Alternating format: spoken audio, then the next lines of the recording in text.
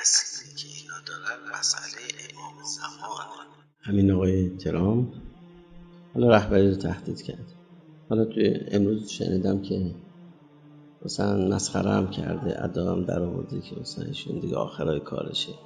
با ایران مشکل اون سر اینه که اینا یه فردی رو علم کردن به نام مهدی. To their interpretation of prophecy, believe that it is their calling to trigger this apocalyptic showdown. And therefore, when they recruit fighters, what they are recruiting them for is to be a part of this army that is going to trigger this final showdown between the West and Islam. That Islam will win, and then the whole world will be governed under their set of rules, led by the emergence of the 12th Imam, the Mahdi, their messianic figure. Why is this important for us to understand? And why is that important for the next Secretary of State to understand? Because when you understand it, you realize these are not people you can negotiate with. These are individuals with an apocalyptic vision of the future. And they will not stop until they feel they have succeeded in triggering this apocalypse. It, by the way, is similar to the views held by the Ayatollah in Iran. And so when people that have an apocalyptic vision of the future are growing in their capabilities in the case of ISIS, or trying to acquire a nuclear weapon in the case of Iran, you understand why it is that in many cases diplomacy and engagement does not. مثلا مسئلهش با آقای خامنه‌ای و دیگران نیست. مسئله اصلی که اینا دارن مسئله امام زمانه.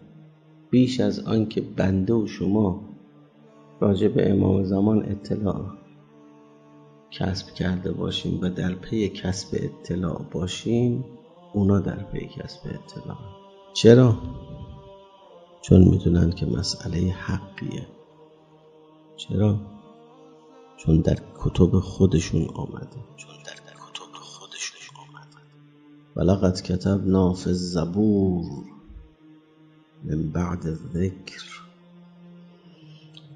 مؤکدن آوردیم، هم در زبور آوردیم، هم در تورات آوردیم که ان الارض یرثها عبادی الصالحون. الان شما فکر میکنید نتانیاهو کاریه؟ نه، نتانیاهو مجریه.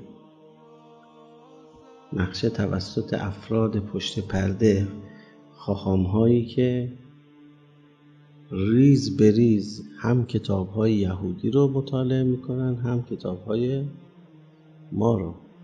اونا دارن طراحی میکنن.